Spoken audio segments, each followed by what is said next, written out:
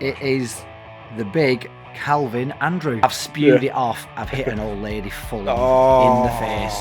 Put the glasses on, mess around with the glasses, whatever. Stand up. Edgar Davids walks around the corner. I've got his glasses on. He said it, looked in my face, knew what he said was wrong, went to walk out. I followed him. Oh no! I was looking through like your stats and stuff, and 39 goals. That's a lot of goals, that, for a keeper. Right, guys, back on the podcast.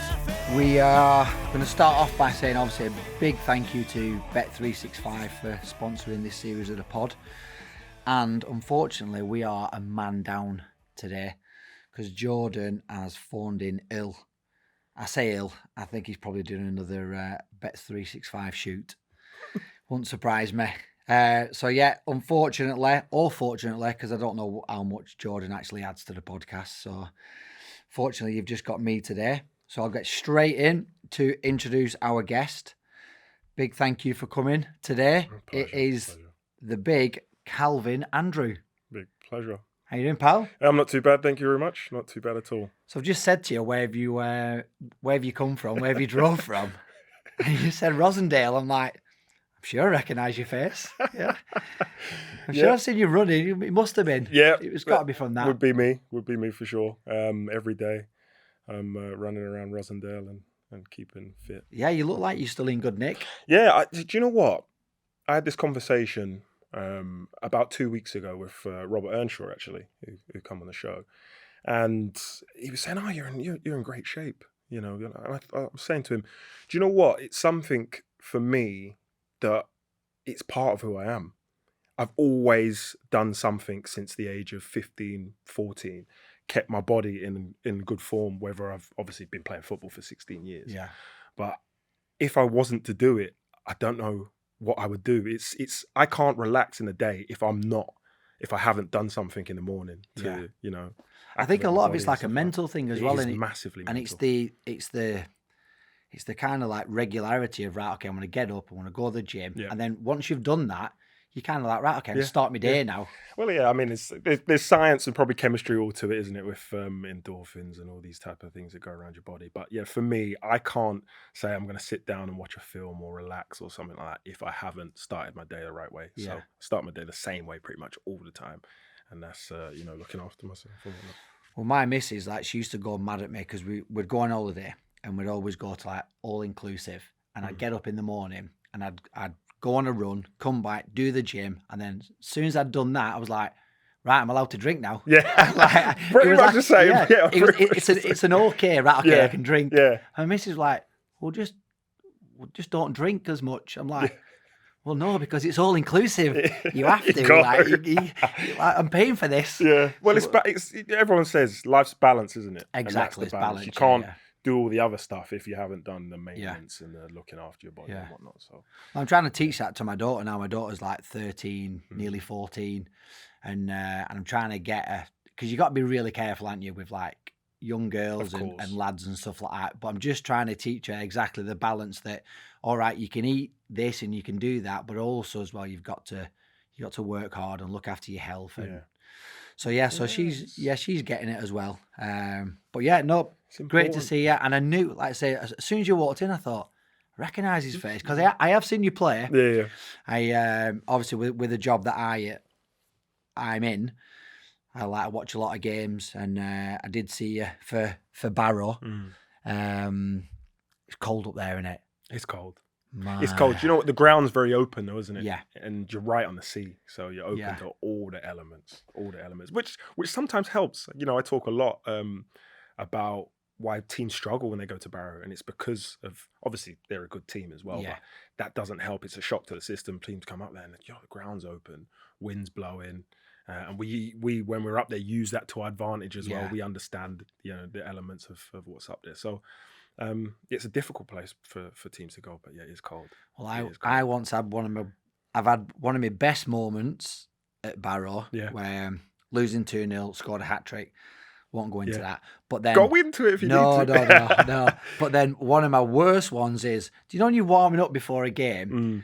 And I think I've been watching some clips where it might have been like Ronaldo, you know, and they chip it up and then they half volley the pass and ping it to the teammate. Yeah. He keeps it up, half volleys it back. I tried it. And you know, you got to stand on the right-hand side. I know where this is going. I've spewed it off. I've hit an old lady full on in the face. Coffee, chip tray, everywhere.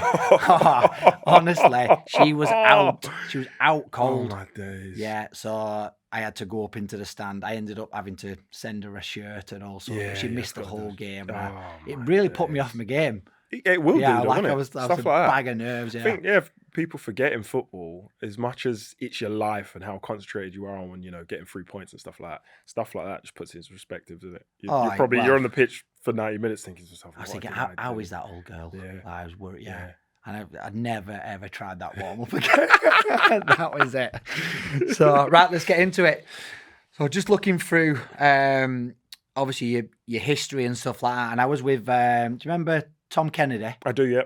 So I was with TK yesterday. We was at like an indoor golf simulator, and I told him that we had you on the show, and he was like, "Oh, what a funny man!" He was like, "Really like him." So he said, "Pass on your best wishes." But I was looking through like your stats and stuff, and like, it's obviously Wikipedia, it's like 39 goals. Like, that's a lot of goals, that, for a keeper.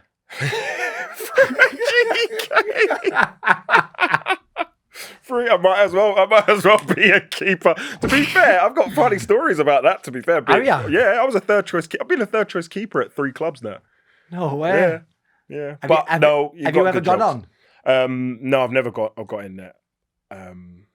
Played pretty much every position. Right. I think that's the problem with the internet.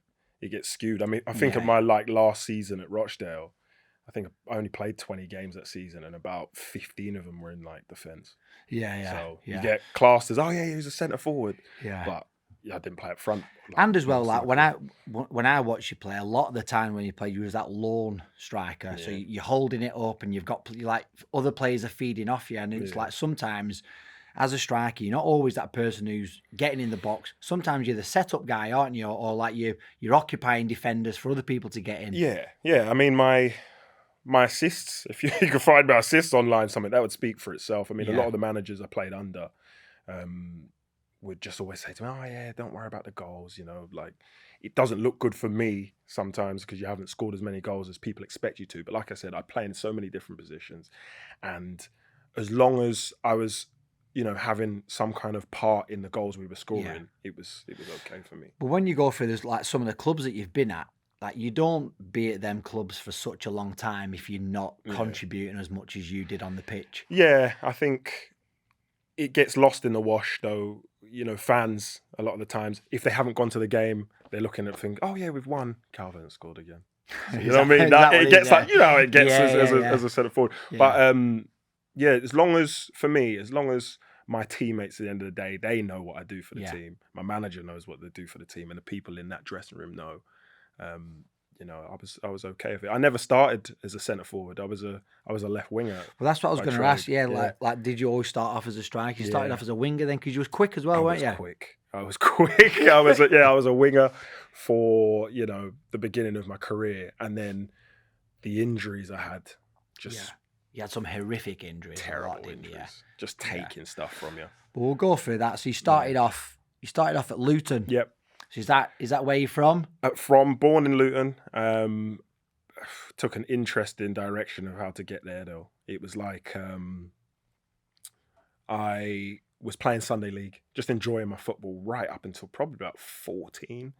And a lot of the players from Sunday League were going into Luton Academy. They were all getting scouted.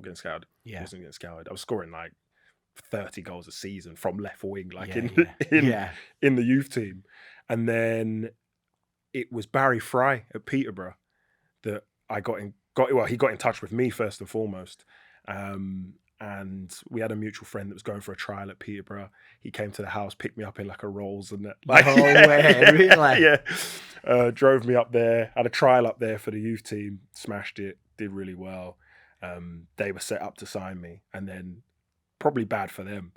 I think I was there for probably about 4 or 5 weeks. My dad used to take me up straight after school, straight to Peterborough for training. How long was that? That must be quite a journey. About an hour About an hour and a half, Right, something okay. like that. Yeah, bless him. Like my family's been, you know, massive throughout my career, which I'll talk about probably more in depth in a bit. But yeah, so we went up to Peterborough every day, was training up there, and then we played against Luton in a friendly. We got smoked. I think they beat us like 4-1 or something like that. Scored a goal, played really well, and then afterwards we just, you know, talking and stuff. Don't you live in Luton? I was like, yeah. Been like everyone from the Sunday League team's gone already. You've missed me 20 times. Literally that. Literally that. They were like, oh, you should come in. Like, well, so I'm set up here. I'm literally going to sign a YT with a view to a pro. Like, Peterborough locked in on that. And they twisted my arm, had a few conversations and whatnot, and ended up going to Luton youth team. And that was in this. No, I was there for my second year. And were they Championship then? They were League One. League One. So I was there for my second year, and within probably about 2 months of signing my second year YT, got a pro, and that was it. I mean, there's motivation. The thing is, I love the fact from back then in that time that, you know, when you're coming through, you had to do all the jobs. Yeah. It doesn't really exist anymore.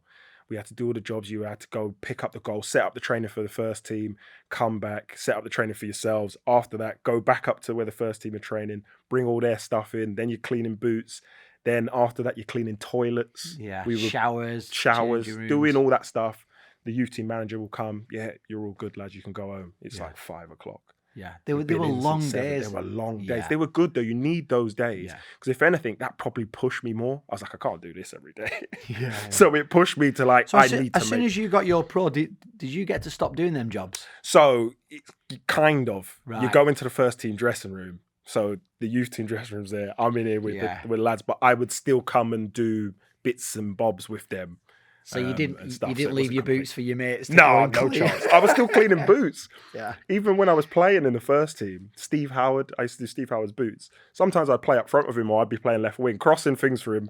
He'd score a brace of assists. And then after the game, I'm picking his boots up. There you go, son. Get them clean. I'm walking across the dressing room. I've just played 90 minutes with you and I'm cleaning his boots. Yeah. But good memories. That's good you broke in early though.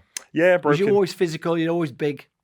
I was tall, but I wasn't strong. I was quite slight, to be honest. It was Darren Moore that made me put size on. Right. Yeah, played against Darren Moore. I think it was he at West Brom at the time? I'm not sure. Darren Moore, the manager now. Yeah, centre half. And he bullied me. Yeah. I ended up front that game, and I just remember I remember the conversation I had with my dad after the game. He was like, "You're so quick. How did you let him use his physicality against you to stop you from?" Like I was just out the game. Like everything I did. It just felt like he was behind me, either pulling my shirt or whatever, and I couldn't do a thing. I was like, I've got to do something about this. I can't. That's just experience, that though, isn't it? That's just reading where you're going to move or where you're going to receive it, and he's there. Bang. Literally that. So yeah, it was that, and then we won the league that season, League One. So it was some introduction into the game. Yeah. Played, quite a bit. We had a fantastic team as well, and a lot of us broke in. Myself, Leon Barnett, Curtis Davis, Keith Keane, Kevin Foley. We had a really good youth team. Dean Brill as well. So a lot of us broke into that first team. We won the league that season, and then the next season we were in the Championship. Obviously, whole influx of players comes in. You go down the pecking order. Mike Newell was the manager. Brian Steen was one of the coaches. Mick Hartford was one of the coaches. We had a good, tight-knit group. And then... How did you feel when obviously you played a big part of that and you got promoted, and then, like anything, there's an influx of money and expectation, and then you bring in other players. Like, did you know you was going to go down the pecking order just because... We knew, I think I knew what it was, especially from the types of players they were bringing in. Rowan Vine and these, some top strikers. I think Gary McSheffrey came in that year as well. Right. So I always knew that I was going to have to work harder. And I always look at it now in football and I think to myself, it's difficult for homegrown players to sort of elevate within their teams. And that's why you've got to give credit to the likes of Rashford and these guys that have come through and been able to sustain that level. You always kind of get overlooked a little bit. So you do in the contracts as well. You do. Yeah, you do. Like I see that now. Like lads who are brought in from other clubs, aren't necessarily better than what they've already got, but their contracts and and like just how they're treated because they've been bought in, it's totally different to the homegrown lads. Yeah, for sure. You definitely do. So yeah, I think I knew what it was. I went on loan to Bristol City for a period of time. Really enjoyed it there, and then did my first cruise ship there. How old? 17, I think I was. Oh, still really young. Wowzers. And I feel for players now. Like, obviously the technology is different now. I see players coming back a lot sooner, but it took so much from my game. If anything, the bit that upsets me the most is like my dad. He's come to all my games, biggest supporter, my biggest fan. Like I said, my family's been superb throughout my career. But he kind of had to come to games after my first cruise ship. I've had 3. Yeah. And just watch parts of my game disappear. And he'd, after game, why didn't you do this and that? And then he would kind of go quiet thinking, can't do that anymore. So what was it? What was the first thing that you noticed? Was it your speed? Speed. Yeah. Speed and agility disappeared. Like I said, I was a winger when I started. So they were like my main traits, being able to, jink through players and stuff like that. And the first year after my first one, you just for about, I think, the doctors used to say for about a year you feel like your leg's not yours anyway. Right. Stuff you're doing, you think, I feel a bit off balance here, and then you kind of get to grips with it. But then you realize like, I've lost a bit of stuff here. And obviously I'm my own worst critic, so you know what you are. Did you know you'd done it straight away? Could you feel it? Yeah, I didn't know what it was. Like, people would say, it must be really painful. It wasn't painful at all. Everyone says that. Everyone says there's no pain. There's no pain. Because you can, like, a lot of the time people stand up and they think, I can play on with it. Then all of a sudden it's like, Did that 3 times. You thought I would have learned the first time. With like, I think I was turning, so I was Cruyff turning, and I just felt like, heard a noise, and just felt like a looseness in my leg. So I've fallen down. The shock hits you, as it does. Like, didn't know what was up, but I knew something was up. And I was thinking, it's not broken, and I'm not feeling any pain. Stood back up. Physios are like, just go down. No, I'm all right. I think I'm okay. Yeah. Start trying to walk on it, and like, it's bending back the other way and all sorts. Yeah. So, that first one was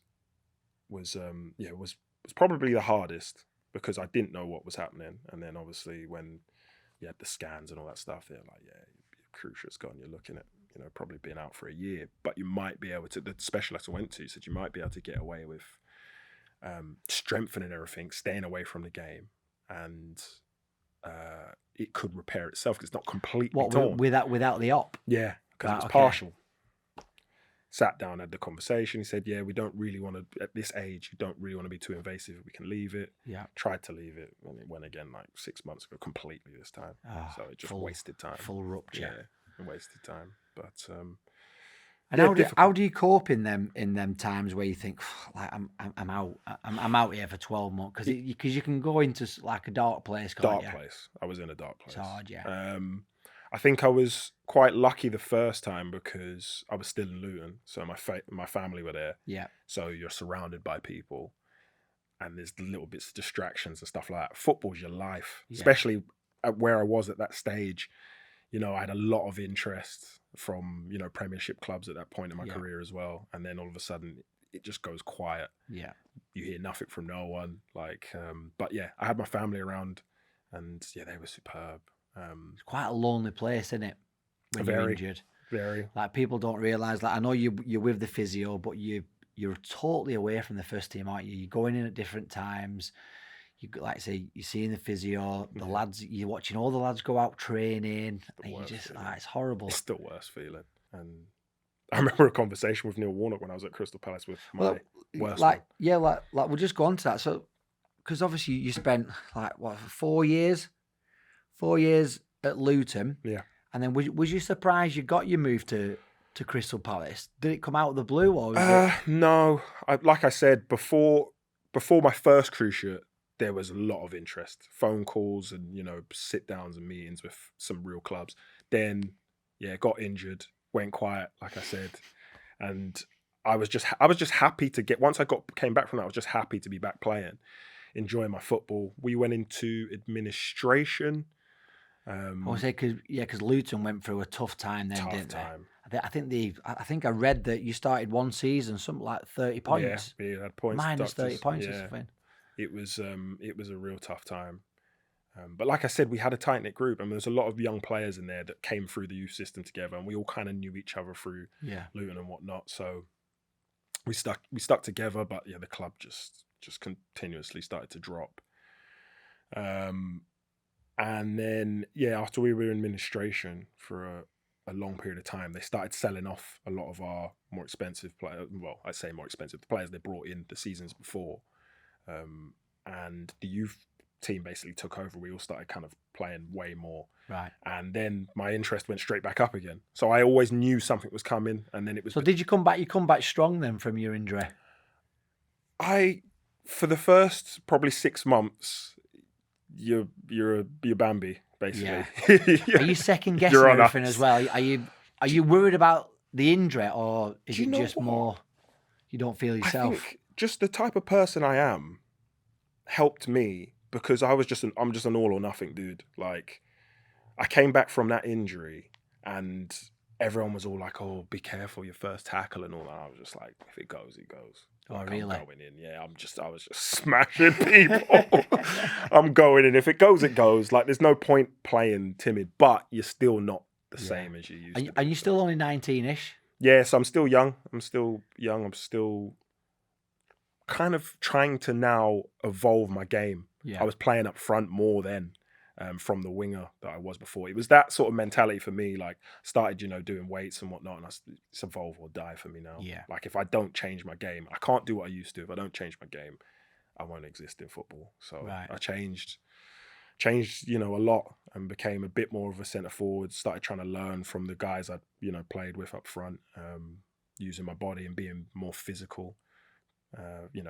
Lacked agility and speed that I used to have. So I started basically trying to learn a whole new position.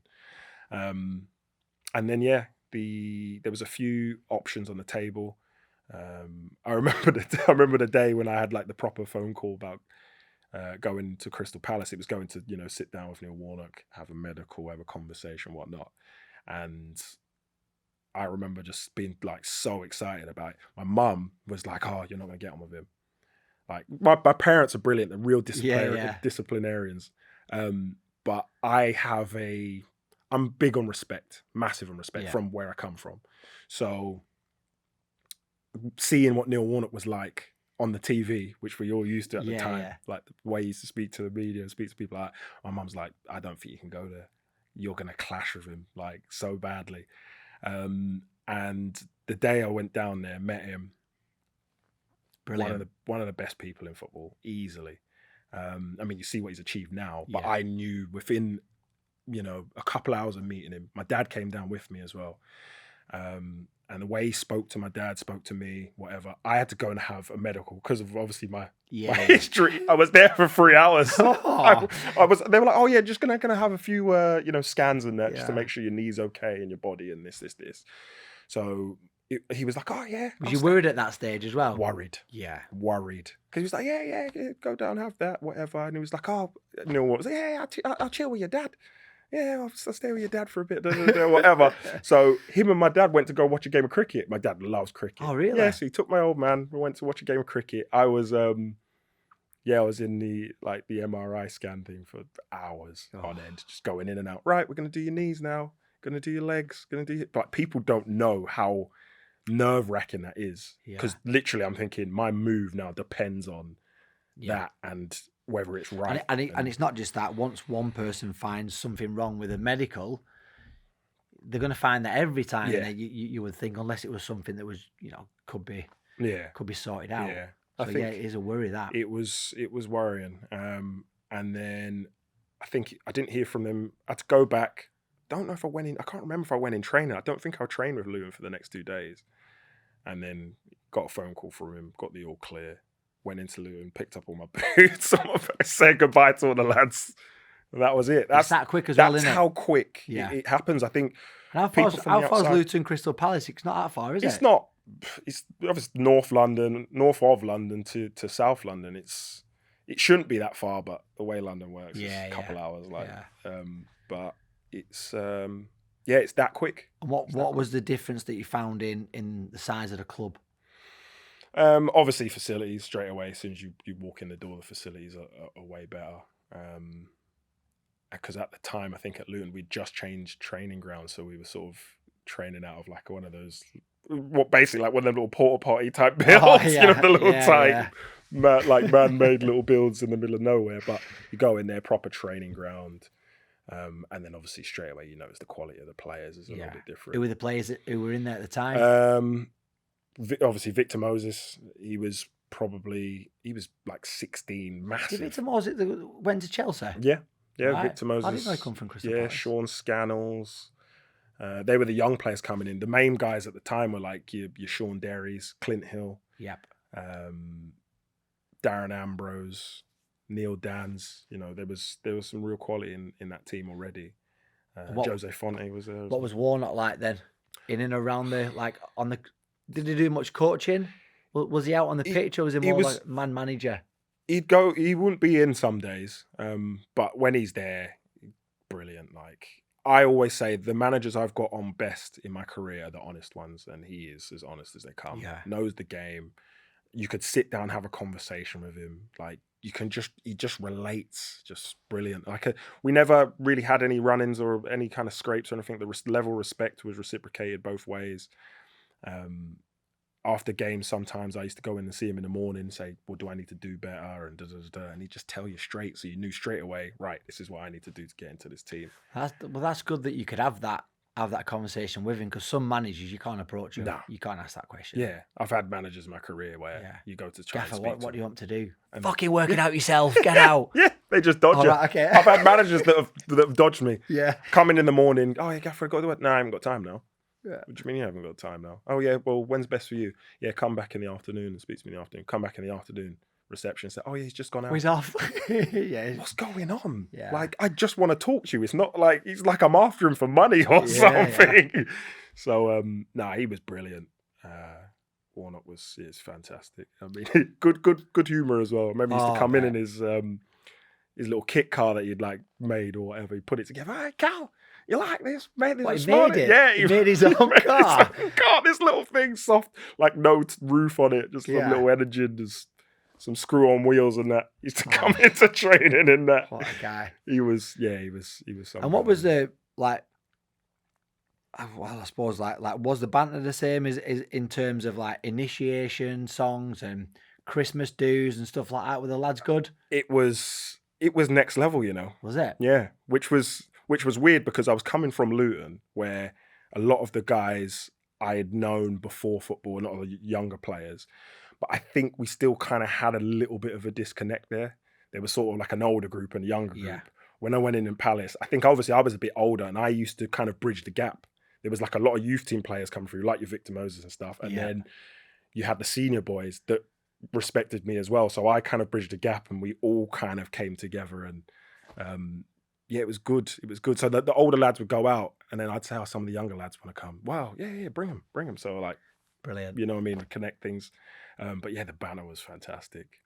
Probably the best in my career. Was it? Yeah. Who was the top man in there then for the banter, for the jokes? The lads would probably say me. Oh really? Yeah, I think What was your favourite? Well, I didn't have any like sort of, it wasn't like a tricky type stuff. It was just daily stupidity, really. Funny stuff. I'm sure Zaha says that you're the funniest guy he's ever played with. Yeah, I was going to say the lads will always tell a story when we had an away game. I couldn't tell you who it was against. It's probably like Leeds away or something like that. And the lads were that together. We would have dinner, and after dinner, everyone would just still stay around the table, and we'd all be talking about different stuff, whatever. And I just had one of my moments where I'd just be doing silly characters and stuff like that. And before you knew it, it was like a show. All the people in the hotel, like that were coming in, picking up the stuff and whatnot, the people that worked there, they had all come and sat down. All the lads have sat down, and I was just stood up, just doing a stand-up just in the hotel. And what, of teammates or Like we doing voices and just anything, just whatever. We were talking about stuff. I was even like sort of doing like stand up where I was just like asking random people stuff. People that worked in the hotel. I was like, "Where'd you coming from?" And they just say something, and then I just start doing our accent or whatever, just nonsense. So yeah, it was good. We had like I said, we had a real good tight knit group. Did you have much dealings with Simon Jordan? Not really. We saw him in and around the club, but very. What was he Barnet like back then? He had the long blonde curtains, still, massive, expensive sunglasses, expensive suits. You knew he was in the building if he was shining if you seen him. But yeah, no, he was. Met him a couple of times. Thought he was fantastic. Was there? Yeah. Yeah. I think the impression people get of a lot of people in football, until you meet those guys, you don't realise. Yeah. Like he was another one I was thinking, from a distance, I'm not sure about this guy. Very intelligent individual. I listened to him on Talk Sport, and he like a lot of the stuff that he talks about. I think he's really, really good. Nailed I think he's honest. Like I say, like very intelligent. Sometimes uses words where he don't need to use them to sound more intelligent. Yeah, I've nicked a few of them off him. Yeah. You get your thesaurus out when Simon Jordan's talking. He seems like a good guy though. Yeah, I didn't know whether you'd had much dealings with him. No, I think through the first couple of clubs I went to, the chairmans and the people that were running the club were very kind of hands off. They let the managers do the stuff, and it wasn't until later on in my career I started seeing the change, how it can cause problems. Finish games, you come into the dressing room, and the chairman's in the dressing room talking to the lads and that. Yeah. Leave it alone. What was Zaha like? In the beginning, talent untold. Same as Vic, to be fair. The two of them, they had unbelievable talent. It was just about sort of nurturing it or just unleashing them really more than anything. Vic, he probably won't tell you this. Wilf probably won't tell you this, but the two of them, I used to play up front, especially in Neil Warnock's teams. I used to play up front, and Neil Warnock used to tell me, especially with Vic, like, you're going to have to do his running.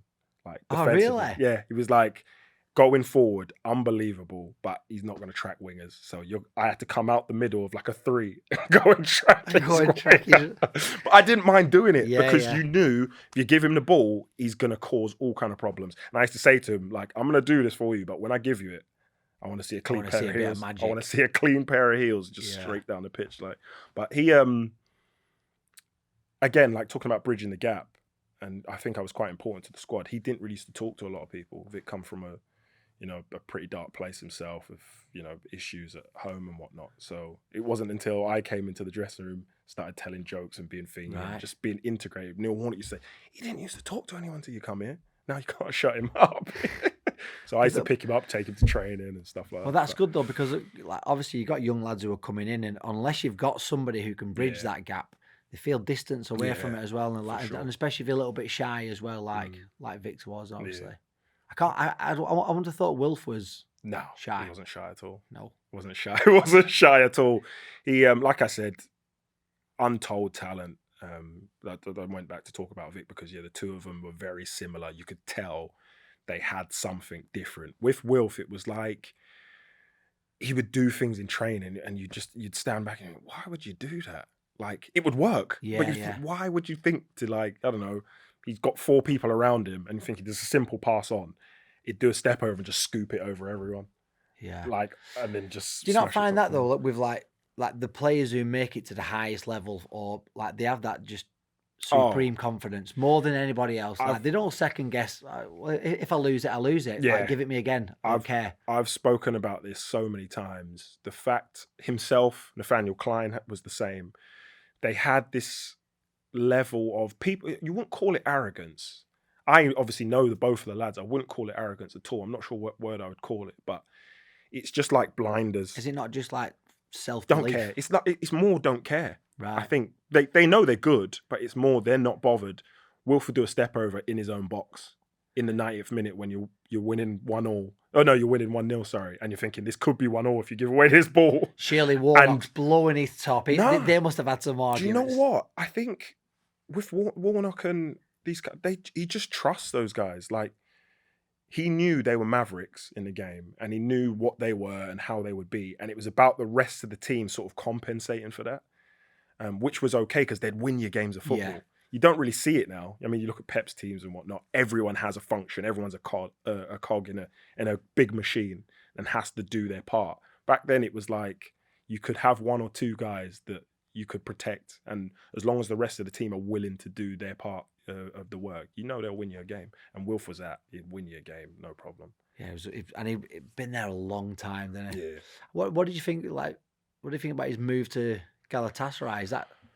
I'd have thought he'd have had loads of Premier League clubs. Yeah, having speaking to him and whatnot, it's the Champions League football, I think, that cried out to him. And obviously they've got a project going on there. They've got a good squad now as well. Yeah, obviously they came back and beat Man United as well. Well, this is it. Yeah, it was about him probably going somewhere where he could obviously get that experience that he's not had. He's getting older now as well, so I think it's a good move. So you're still close to him now, still friends, yeah. Still talk to him quite regularly. He's good people, which is interesting because, as you know, in football, a lot of people, as they ascend and get to a certain level, they start to like push people to the wayside and stop being, in contact with stuff. But Wilf's has been ace with stuff like that. I think it's testament to the type of person he is, because he knows when he'd sort of come through the people that were around him, and he's stuck by those people that have kind of been. You'll have to get him to Rosendale. Yeah, Blind Tiger. Yeah, yeah, you're not wrong. You probably hear him before you see him. In one of them supercars he's got. So how did you feel when obviously you started to drop out of the team a little bit and like being sent out on loan? At Palace, it was difficult. I think, like I said, starting there, when I very first started out there, I was doing really well. The team was suffering a little bit. We went to administration there as well. And another bad injury. I think I was out on loan at Brighton. And then hamstring. I had another cruciate and then a hamstring straight off the back of that. Like, it was... Same leg? Other one. So now I've got two cruciate ligaments in both legs. Like, trying to explain to people, I think a lot of people don't understand that in football. When you have sort of one bad leg now almost in your head and you're trying to protect that, then you get another one on your other knee, another cruciate, like, game just changed for me completely then. And that was the worst one I've had. Like, I ruptured everything. Right. That was the time I went. I remember with Brighton, we were in League One struggling, and we stayed up that last game. That's right. Yeah, you can. Yeah, you say it. Well, it says that you saved them from, or helped save them from relegation. Yeah, the lads. I went down there knowing what it was with Mickey Adams, knowing what we had to do to stay in there, and it was a fight, and I was up for it. I enjoyed that. It was something different for me as well, because I was kind of going stale at Palace, not really playing as much. And Warnock said, "Go out, get yourself some games." After being injured and whatnot, felt like you needed that challenge again. Like a different kind of a challenge. Just a different environment as well. The problem is with football, sometimes you can get comfortable in your environment. And I was at Palace, like I said, great set of lads. Loved them all to bits. We used to do stuff with each other. Everyone would hang around, and you get comfortable with not playing. And it's like, no, I'm a football player. This is what I'm supposed to be doing. So going out there gave me a new lease of life. And then last game of the season, we need to win to stay up. I go for like a dive and header, and the defender sees me coming and just nudges me, knees out, hits the post, ruptures absolutely everything. Oh, that's how you did it? Yeah. Because usually it's like your cruciate is a twisting movement in it. This one was a contact crunch. Yeah, so it was cruciate gone, medial like it had avulsed and come off. Everything was like just destroyed in my knee. And obviously we won the game. Yeah. Well, to be fair, before I get to win the game, so again, I'm down on the floor in agony. There's a picture of me somewhere like pulling up grass. Like, I'm in agony. This one hurt. Yeah. So I was like, this is different. Stood up. Again, physio was like, stay up. No, stood up, being the person I am. Thinking, nah, I'll be all right. So I start walking on it. And I'm thinking, this feels okay. I start trying to run. I was like, bit weird, but I'm okay. Half time, literally whistle blows. We go in. The doctor's having a look at me. He's like, nah, this don't feel right. I'm like, it doesn't hurt that much now. I think I can play on. So I'm having a full-blown argument with the doctor about me playing. Obviously, adrenaline's going. Your body's in shock as well. Like, I'm fine. Like, just like, what do you know? I'm fine. I'm telling you, I'm fine. He's like, you have to come off. So anyway, come off. We win the game. scenes, limbs everywhere. Everyone's having. Was you out at night as well, hobbling around? There we go. I go back to the hotel. Yeah. I go back to the hotel, get changed. The lad's like, right, we're out tonight. I'm sat there, my knee is. Can feel it. I can feel it just swell. I keep looking at it thinking, that looks massive. Yeah, but at that moment in time, you're thinking, what's more important, that swelling on my knee or the night out with the lads? This is what I'm saying. So, clingy band on, straight underneath to try and keep the swelling down. Out with the lads, legs up, got champagne and ice on my knee in the club. The ice bucket and the moe there like this. Literally. And then I think it got to probably about 10 o'clock. The lads were out for the night, obviously. Yeah. Got to about 10 o'clock and I was like, this is stupid. Like, this is a bad decision. Yeah. It started hurting. I couldn't move it properly. And I was thinking, you can't be chucking out your Michael Jackson moves either. That's it. What is the point? This is it. And if Cal can't dance, there ain't no night out. Do you know what I mean? So went back, had the scan in the morning and everything was gone. And the doctor sat down with me and said, don't know if you're going to play again. Oh. And that was a bad time, real bad time. Fast forward, you was out a good year, weren't you? Yeah. It was supposed to be 14 months. I think I was supposed to be out. I came back in 7, after going through some dark places. Warnock helped me in that as well. I remember coming in, sort of bearing in mind this is at the back end of the season as well. So I now have to spend all summer rehabbing. I'm in. All the lads on holiday. They're in Vegas. They're in whatever. I'm sat in the treatment room with a physio I felt so sorry for as well. Like his summer's ruined. He's got to sit with me, and I was like, why don't you just go on holiday? I can't do anything. Yeah. I've got my program. I can't do anything. So I was in there pretty much all summer. Dark place. Come out the back of that when you're a bit more active and like I can walk and stuff. That's months down the line. I'm just out every night. Like in London on my own, don't really know like what else to do. I'm coming into training, leaving training, going straight to town.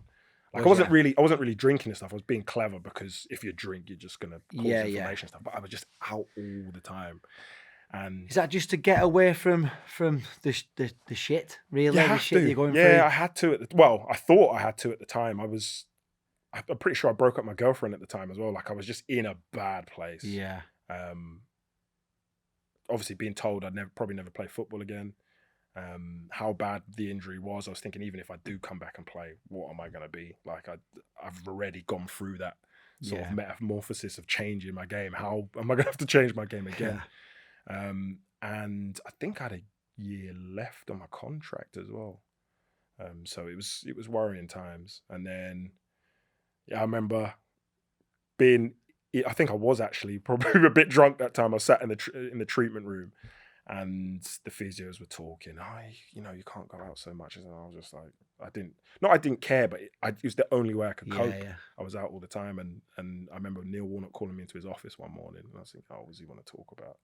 And he was just like, you can't be out all the time. I know it's like where you are, it's a bad place, this and that, but at that point, I couldn't do anything else. Like I only had clingy band movements and stuff like that. So I wasn't being able to do proper exercise anyway. And the conversation we had, something switched in my head. And I just thought, what the doctor said, this guy still believes. He said to me, you still can do this. You've still got a part to play here. Yeah. I said, this guy believes in me, I've got to reciprocate that energy. So went and just grafted and worked as hard as possible once I could. And what was supposed to be 14 months ended up 7 months, but partly because of him as well. So like the first day I'm out on the grass, it's like 7 months, doctor said, you can put weight on it. You can join in with some contact stuff and that. I'm running around the pitch and Neil Warnock's watching me. Like, hey, you look good, whatever. I said, cheers. Next day, joining a little bit of contact, not proper, but just a little bit of contact. Go back in the treatment and have to go through my whole process again. Warnock comes in. Yeah, you look good out there today, Cal. I said, yeah, cheers. Appreciate it, Gaffer. Yeah, it's been a while, innit? You'll be on the bench tomorrow, can't you? On a Thursday? No way. On a Thursday. He said, it's Friday, sorry. You could be on the bench tomorrow, can't you? I looked at the physio. Physio's supposed to protect you, right? Yeah. Like I'm thinking, well, it's a bit early for all that. He could be. He could be. As long as you don't come on. I'm on the bench the next day, and I come on like no way. Half hour to go. And you've had nothing. You've had no game time. No game time. Nothing. But I mean, it's the belief that he had in me. And I knew, like I said, the way I was, it was like, I was a bit nervous, but I was like, it's everything or nothing. I'm not even supposed to be out here. Yeah. Like, from what the doctors said, I had 2 or 3 opinions, and for what they said, I'm thinking, I'm not even supposed to be here. So it was me starting again. 'Cause 7 months that's quick. Yeah. Really, really quick coming back from that. It was. But... And did you earn a new contract? Yeah, so eventually Neil Warnock left. I missed a part actually. When I came back, I was shocking, by the way. I was terrible. You're not going to be good though, are you? I was terrible. You're not going to be good. Those first few months, I couldn't recognize myself. And I remember having a conversation with him.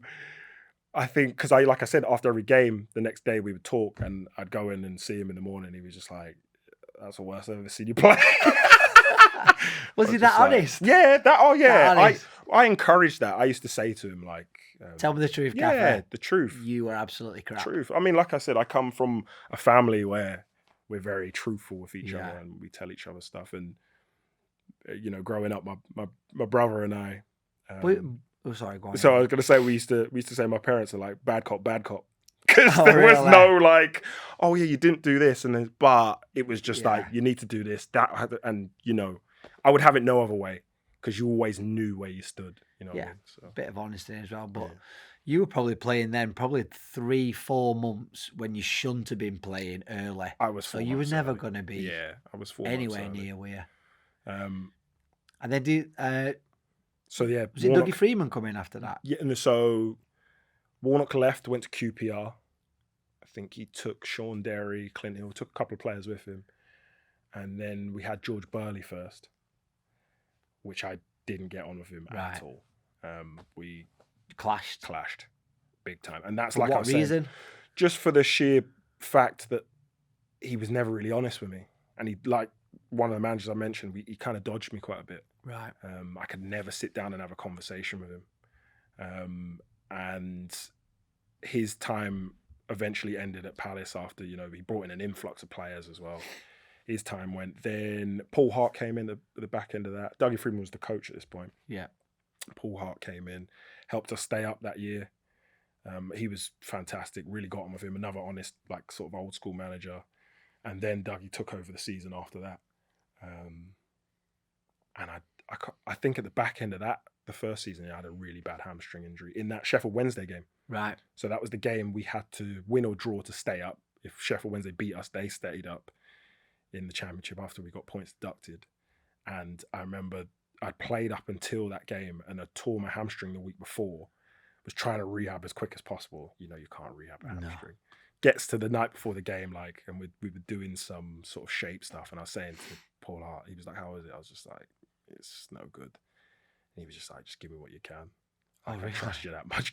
So I was thinking, "Oh yeah, I won't play." But I wanted to play because it was such a big game. Yeah. And I knew what it meant to the lads for me to be out there as well. But yeah, I was in no shape or form to be out there really. My hamstring was in bits. I remember it was strapped up like underneath my shorts. That just wouldn't happen anymore, would it? No. It just wouldn't happen. It wouldn't. I did that a lot through my career though. Looking back, half fit. Yeah, looking back, you think to yourself, I played a lot of games I shouldn't have played when I was injured. Some successful, some not. Yeah. You know how it goes. Like some of them you get through and you do well and you think I shouldn't have been out there, but it was worth it. And then there's other ones where you look back and think I shouldn't have played. Yeah. I was way below par. Doesn't look good for me. I've not helped the team. Yeah. But that desire to play, and that'll probably come from how much you missed playing when you was injured. You feel like you can't afford to miss anymore. 100%. Yeah, I've been through that myself. Yeah, 100%. I'd missed enough football. Yeah. So throughout my careers with cruciates and bad injuries, I probably missed 4 years of my career. Yeah. Being injured, so there was no chance. If I was 50%, I was going to be out there. Yeah. So whereas other players, if they've never had that, they're not risking. They're not risking going out playing if they're 50% fit. Yeah. Towards the end of my career, there was players not risking 98% fit. Oh my goodness. Yeah, the game's changed. Yeah, lads got slight injuries in there. But like you had a couple of really good spells like out on loan. You scored the winner against Middlesbrough in the League Cup. I think it was League Cup. Yeah. League Cup, yeah. And then obviously you then coming to the end of. I read that you was quite honest with Dougie Freeman, and because you didn't get another contract, and you kind of openly admitted that you hadn't done enough to earn one. Yeah, which is you going back to the honesty thing again. You can only, I think, the problem we've got now, not even in football, just in society in general, is people aren't honest anymore. Everyone's saying the stuff that they want to say to people to make them feel better, but in the long term, you're doing damage to them and you're damaging yourself. People need to be more honest. And I was honest enough to say obviously I had a lot of injuries, like I said, and you can look back and say, oh yeah, it didn't help. But I couldn't put out the performances that were expected of me or that I expected of myself. Yeah. So it was understandable why I didn't get another contract there. And that was coming off the back of another injury. And then I didn't play for probably about 4 months after I left Crystal Palace. I just needed to just take time away. That's when I sort of reevaluated my whole life, changed my diet, everything, and tried to come back. Because there's a point in your career, for me anyway, where I was thinking, how come I keep getting injured?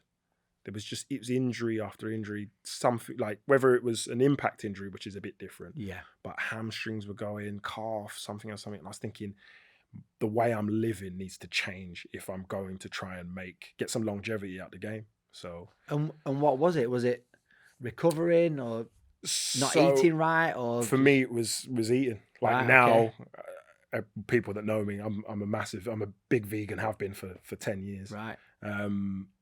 I needed to try and understand my body more. Everyone's body's different. This is why I never push it on everyone. Oh yeah, you see vegans now that go, oh, you shouldn't be eating this and you shouldn't. I'd never do that. Yeah. Each to their own. But I just found my body, I had a stronger output. My recovery was better, all these different things.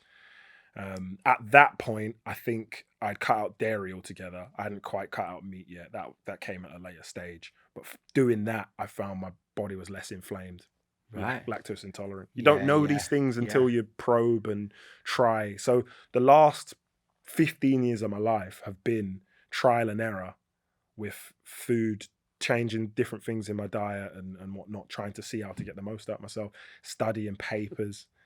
Oh, really? Yeah, I'm online looking at all these different studies and stuff like that. And this is the stuff that people would never know. No. I'm leaving football and going home thinking like, right, how can I get the most out of my body? So it's been dedicated to all of this type of stuff. So I didn't play for like 4 months trying to do that. And then I went to Port Vale. Port Vale, yeah. And that was coming off the back of not playing for 4 months and being injured at the back end of Crystal Palace, trying to change my diet and all that kind of stuff, which I got wrong at the beginning.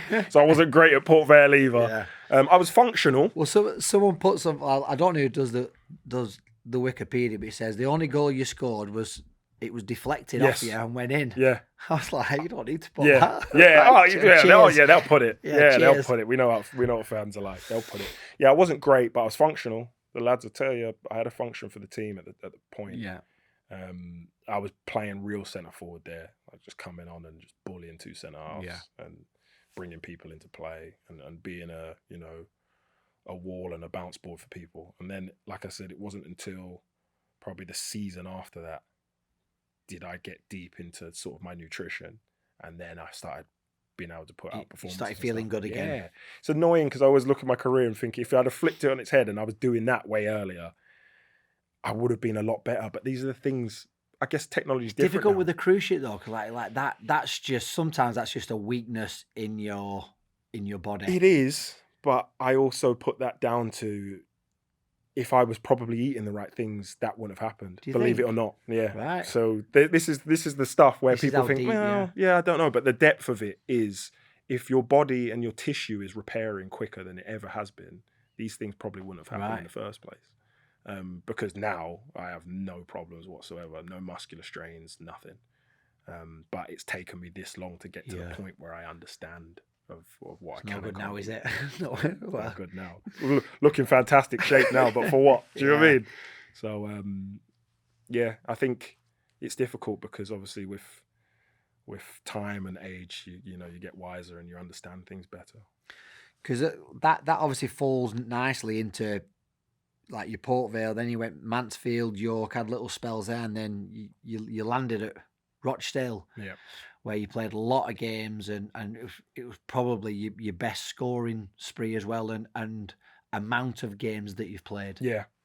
So being at Rochdale. And that was Keith as well, wasn't it? We've heard some stories about Keith already. Yeah. So TK used to say that he'd call him into his office and he'd be sat there in just his underpants. Yeah.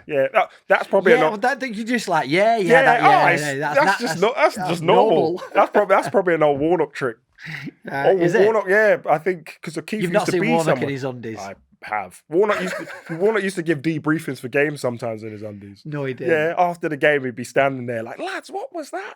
Just in his underpants, everyone's looking at the floor. Just, oh, my days. Oh, he was brilliant. That's a picture that'll stay in my head for a while. Yeah, well, there you go. I think,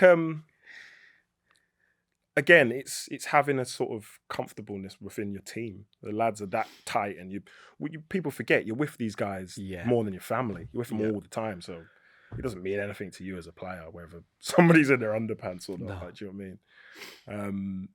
But yeah, we had some good times. It's just funny though, because like people who'll be listening who aren't in that dressing room atmosphere would never imagine it. Yeah. Never being screamed at. Yeah. By someone stood there in their undies. It's everyday occurrence. That is. Yeah. Everyday occurrence. But you do get that tight knit as a group that's just the norm, It's normal, yeah. The same way, like I said, you see those lads, your managers, staff, people around them. You see them every day, all the time. You see them more than your family, so they become like your family. Yeah. Especially if you've got a good group of lads. So, how would you find it then under Keith Hill and going to Rochdale? Was he good with you? He was brilliant. He was brilliant. Again, it was going to him was sort of like a Warnock number 2. I had that same relationship with him. We could sit down, we could talk about anything. There was a level of honesty. Could be honest about anything. He could tell me whatever. We had a couple of run-ins early doors where I always remember I think we were playing against Morecambe at home in the cup, and we really weren't playing well at all. And I think he had a tactic in his head of sort of coming in at half time and just smashing the lads to try and get something out of him. Yeah. And he decided to come for me, which is fine in football terms, is all right. But he said something like, you probably won't like me saying this, but I'm saying anyway. But he said something like, "We're weak." He was like, "We're weak as piss out there today." And he was like, if I walked in a bar, I'd fight you first. He said that to me. Obviously, the lads, I felt the heat come over my body straight away. I was just like, relax. I've got my eyes closed now. Just don't respond. The lads are all looking at me. I can't remember who was sat next to me. I felt an arm, because the lads know what I'm like. Yeah. So I felt an arm on my wrist, like, just don't say nothing. He said it, looked in my face, knew what he said was wrong, went to walk out. I followed him. Oh, no. The coach went to stop me. I just slapped his arm. I just followed him out. What'd you say? Straight in his office. Can't repeat what I said, but we had a conversation in his office, and that never happened again. I said, and I was respectful in the sense of, I don't mind when you've got stuff to talk about football. Don't ever question my character. Yeah. And don't say stuff to me that you wouldn't say to me if you didn't know me. That's my whole thing. If you met me out, you wouldn't talk to me like that. So, you know. He definitely would not start on you first if in a bar. No, there's no chance. There's no chance. So we had some good conversation, but that only ever made our respect for each other and our relationship stronger. The next day, I'm one of those people, we can have a disagreement tomorrow. If I like you or whatever, tomorrow it's done. Like it's gone. Come in the morning. Don't hold a grudge. Nah. Coming in the morning, he's in his office. As I walk past, morning Gaffer, morning. Go. Calls me in. We all right? Of course we're all right. Yeah. Oh yeah, good. Yeah, we laugh, have a handshake, whatever. Go about our business, and that was our relationship. It would be, he would sort of try and test sometimes, and then he'd get to a level, and then it'd be like, "No, you can't do that." And it got the best out of me. It really did. But that's the type of person I am. I had that at Luton when I started. To be fair, I probably should have started with that story with Kevin Nicholls, our captain, when I was 15, 16, one of the earlier training sessions, he spun a ball around the corner. going out of play. I'm running after it, can see it's going out of play. It's running down a hill as well. So I'm just, I can't get it. He's been cursing at people all training session, like the younger lads and stuff, which happened back then when you're coming into a man's game. And I can't remember exactly what he said to me, but it was a lot of swearing and, oh yeah, you're lazy, this, run after the ball. Heat just come over my body. I was like, I'm not having this. Bearing in mind, I'm 15. Yeah. He's the club captain, and I've turned around and squared up with him in training. You ever talk to me like that again, like I'll smash you. Like everyone's like, oh. Thing is though, like everyone who's seeing that, they either go, oh, fair play, good lad. Like, I don't mind that. But then there'll be someone going, oh, you can't speak to your captain like that. Yeah. But you would have found some kind of respect from the other lads for doing that. I mean, I think I led with, like, you can talk to me about football and say whatever, but you don't talk to me like that ever again. Yeah. Like, we got face to face, and he was like, "Oh, he's big time." And I said, "Nah, I'm not being big time. I'm just letting you know I will not be spoken to like that." And at the time, I said all those things, and then as soon as he was just like, "Oh, whatever," Mike Neil blew the whistle. Training was finished at this point. Everyone was just like looking at the floor. Training's finished, and as he turned around to walk away, I just thought, "What have I done?" Like, did you the instant regret? This is suicide, bro. Like, literally, you get instant regret. We got back to the ground. It was quiet in the car ride back to the training ground. No one spoke. I was just thinking, I'm finished. And as soon as we got in, Mike Neil called me in his office. Love it. Did he? Love it, yeah. Buzzing, yeah. The staff loved it. When I don't know if he spoke to him or not, went into the first team dressing room. As soon as I walked in, Kevin Nicholls pulled me in the boot room, and he just said, "Yeah, I respect that. At least, you got." But don't ever speak to me like that. No, to be fair, no, because I wasn't rude to him. Yeah. I was just saying, don't do that. Like, again, it's something with me that probably been instilled in me in a young age. Like, if you didn't know me, you wouldn't talk to me like that. So you shouldn't talk to me like that now. If it's football terms, you're the elder, you understand the game, all this stuff. Fine, you can tell me what you want. I'm the most compliant person when it comes to stuff like that. But respect is a big deal to me. And if you're disrespectful. Well, look, at Fleetwood, we used to have, because obviously it kicks off all the time in training, doesn't it? Because emotions are high, people are flying into each other, and every now and again it'll just erupt and they square up, and all of a sudden, and we used to have a thing where any arguments like that, Gaffer would nip it in the butt straight away, would get back to the training ground, you'd again strip off to your undies, boxing gloves on, and you'd have everyone would go in a circle, and you'd have 2 minutes. Right, ready, right, go. Boom. Yeah. And the lads used to buzz off it. You've got to have those and it was moments. Brilliant. But it sometimes it got heated, and we had to split it up, and then 30 second, right, go again. Yeah. But what a team spirit it got. It galvanizes you, doesn't it? Yeah. I think someone had an interview yesterday I was listening to, and they were talking about the whole squad being inclusive in a darts tournament or something like that. Yeah. I think you look at the best teams. I always look at Wickham, the season they got promoted. They weren't the best team in the league, but they were together. Yeah. They did everything together, and you could feel it out on the pitch that they were all pulling in the same direction. And they're the teams that win things and stuff like that.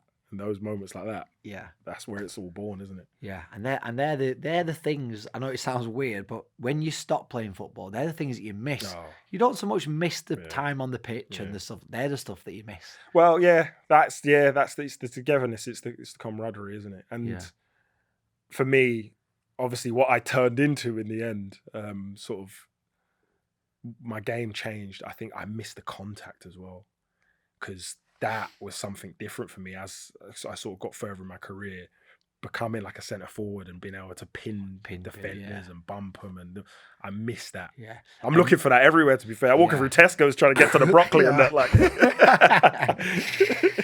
So, we talked about Rochdale. You was there for a long time. You had a good spell. Mm-hmm. Scored majority of your goals there. Would you say that's probably one of your not favourite times, but more successful spells? Successful, yeah. For personal success, yeah. I think, like I mentioned before, there was other clubs I've probably been at where I'd had a good part to play, but for my personal success, it wasn't there for you to say, oh yeah, he scored X amount of goals, but I had a function in the team. Rochdale was a new lease of life for me, a new understanding. And people forget, like, Keith Hill doesn't get the credit that he deserves for what he did there. TK says that. He really TK doesn't. Because you got to remember, Barrow, we always used to joke and call ourselves a group of misfits. Yeah. He brought in people from everywhere and a lot of lost souls, a lot of lost people that kind of lost their way in football, and just juiced them up to the nines and got the most out of them. Like, I don't think there's not a lot of managers that could have done the job he did. Yeah. Looking at the squad that we had, and we were playing out of our skin, by the way. Did you get promoted that year?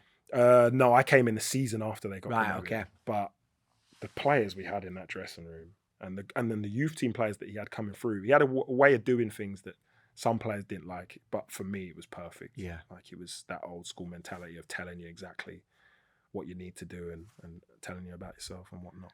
What's your, because you're coming to the end now, like, did you know that you were coming to the end? Did you know that you were in you couldn't go on much longer?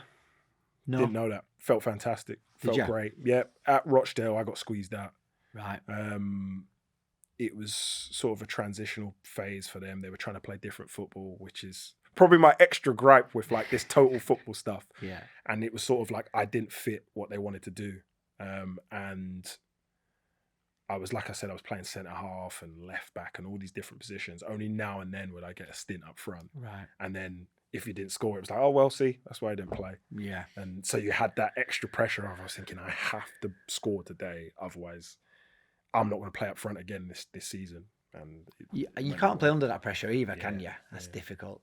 Even though you know how the game works and you know you've got an expiry date. Yeah. And once that time goes, I just thinking for everything I did for the club and everything I put in, for it to end the way it did was a bit disappointing for me. You felt like you should have had more time. Yeah, I felt like I should have more time. I mean, like I said, I was under immense pressure to try and bring out a performance, which you understand if you're not performing, you can't play or whatever. But to go out the way I did, it then left me in a bit of a hole as well, because it was like I'd played so many games at centre half. Now teams are looking at you, think, well, you didn't play up front that much last season, didn't score any goals last season. It was like, well, I wasn't playing up front last season or whatever. It was hard. And then you get that quiet that I was talking about. When you're not in football, it's just silent. You're used to playing on a Saturday. After the Saturday night, you get back, you got all the text messages. Oh, yeah, I see you did this. I see that happened. Or, oh, do you want to go out? All of this. You're not in football. Gone. Yeah. Absolute silence. You might as well throw your phone in the bin. Like, there's just nobody saying anything. And then that's when you find out who the true people are in your life, to be fair. Obviously, your family's there. They were there for me the whole time. The likes of Keith Hill, the likes of some other managers would reach out. Oh, how's things? How are you? Like, Keith Hill was probably the best. Oh, that's good. Yeah, bearing in mind, he wasn't in a job at the time himself. Yeah. But I remember him always saying to me, like, you know, when you're not in football, it's a very quiet place. Yeah. And I didn't understand that until I wasn't in football. But so after that, you was going for the quiet spell. Did you start to prepare what you're going to do after football? No. Didn't think I was done at all. Like I said, my body was feeling as best it's been, because it's taken me this long to realise what my body needs, nutrition-wise and whatnot. So I was like, there's no plan B. I'm still playing football. Luckily for me, I guess I got a skill set that's sort of transferable, being able to talk and whatnot. Yeah.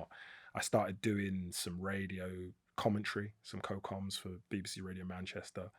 And then that developed into me going on a show. I was on Squad Goals a couple of times on a Saturday, talking about the EFL and whatnot, and so on and so forth. And now I'm co-hosting that show. Brilliant. On a Saturday and a Tuesday. So enjoy that?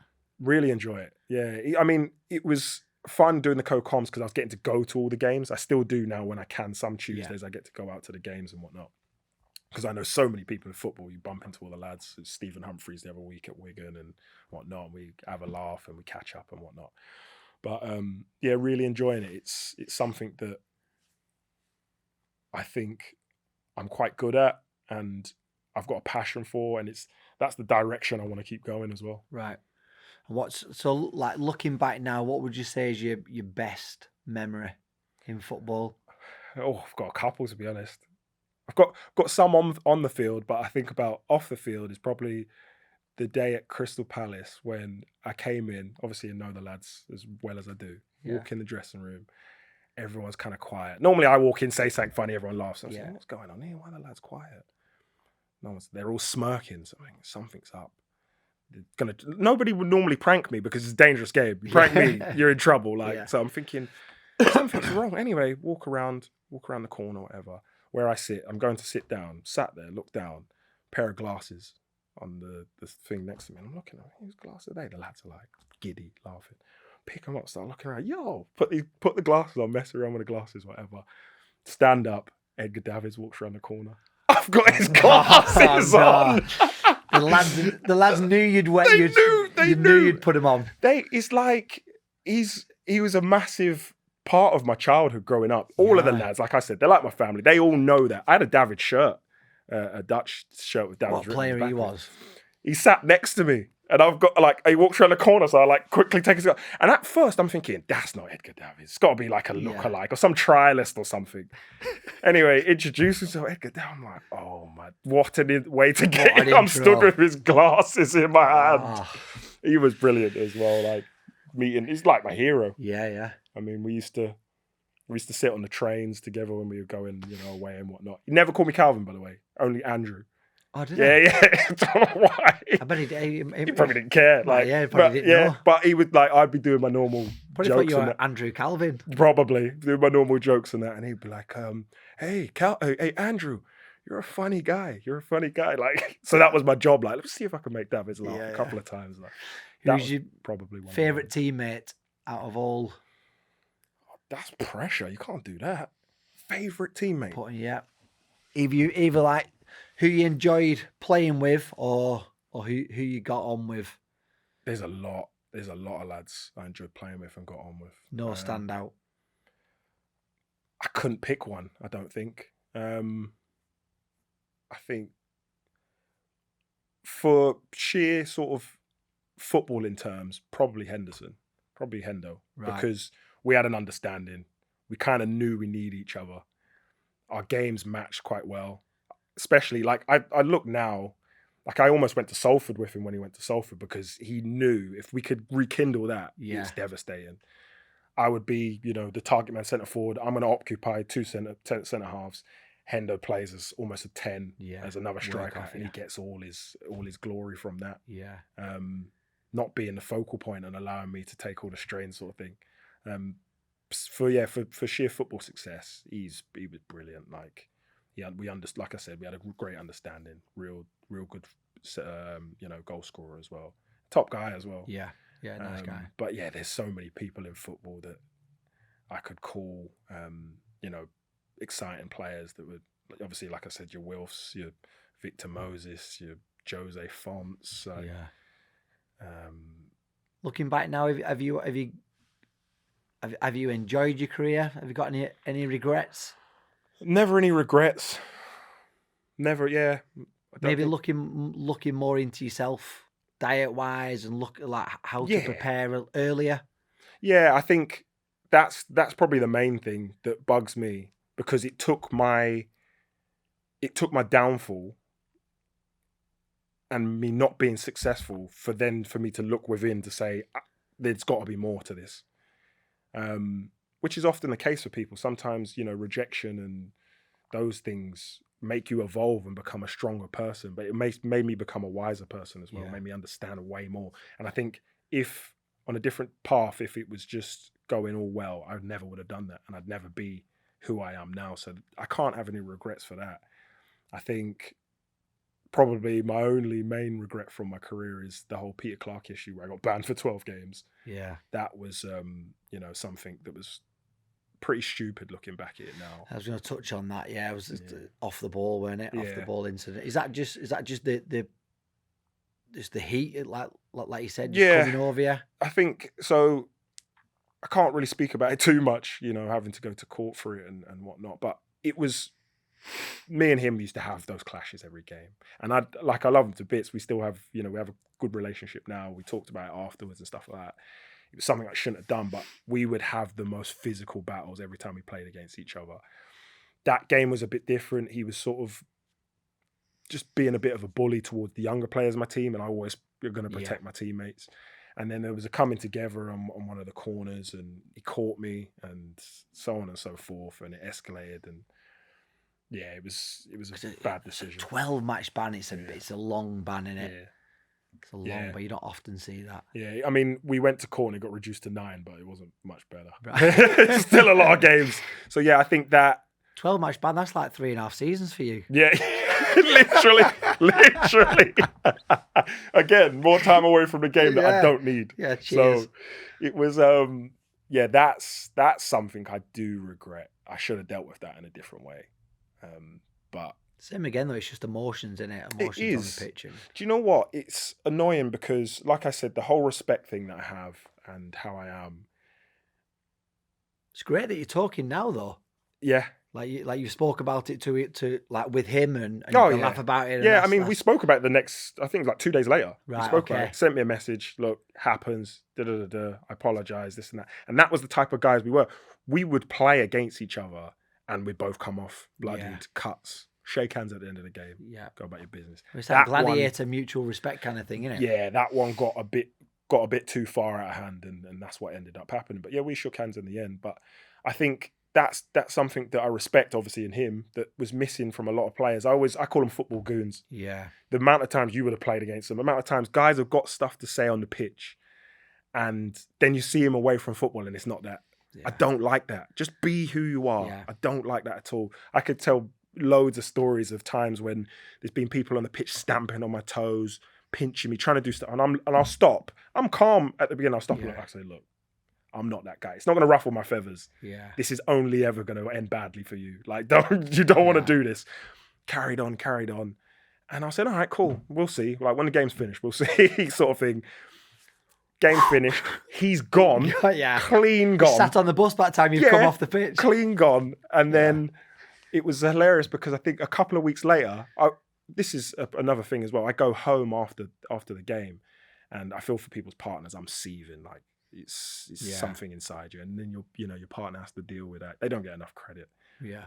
The people at home for what goes on away from football, because you take that all home with you. That's why I was single throughout my whole career. Well, this is it. It's difficult. And you got the utmost respect for people's wives, girlfriends, whoever they have at home that they go home to after games of football. But 2 weeks later, we're in Costco. Who's in Costco? He's in Costco, sees me, energy completely different. Comes, how are you? You're right. And I'm straight faced, like, because I've said to him on the pitch, I said, you're doing this now. I'm gonna see you somewhere, and you're not gonna be like this. Yeah. See him in Costco, energy. Oh, is this your girlfriend? Oh, she's beautiful, doesn't it? Oh, okay. Yeah, okay. This is. I said, what happened to all that energy? 2 lattes? Yeah, no problem. Yeah. Literally, what happened to all that energy on the pitch now? So I just think people need to just leave that part out a little bit, because you see it a lot in football. You do get it though. People have different personalities on and off the pitch, and some people have to do that physical, angry stamping to get themselves up for a game. Yeah, but don't say things that you wouldn't say once that whistle's gone. That's the difference. You can be as strong and as physical as you want, but don't say things that you wouldn't say. 100%. This is it. Yeah. I think, I've played against defenders like that and players just like that. That's fine. I've got no qualms about it. Yeah, it's the stuff when you kind of step across the line and you start being disrespectful. I'm thinking, I'm going to bump into you somewhere and you're not going to behave like this. So why are you doing it? Well, mate, it's been really, really interesting and good to listen to, because it's not all gone swimmingly. No. And like, it's great for people to listen to footballers' lives where it doesn't, it's the most roller coaster job and life that you can do. And it's like, there's loads of pitfalls and serious injuries there and having to cope through that. And it's been really, really interesting to see how you've navigated through it. Yeah. It's been a pleasure. I think, like you said, I think it's important because we always look at the success and how well some players have done and how they've got there. And there's a lot of players that go through the stuff that I went through. I'm not the only one that's had, career-threatening injuries and been told on 2 different occasions that, you might never play football and you've had to change stuff and you go through all these emotions. It's important, especially in this day and age, to talk, to tell the stories and 100% help people to understand. I've got more stories to tell, to be honest, but we ain't got time. Well, mate, I hope I bump into you in Rosendale again. You will do. Top man. Thank you very much. Been a pleasure. Calvin Andrew.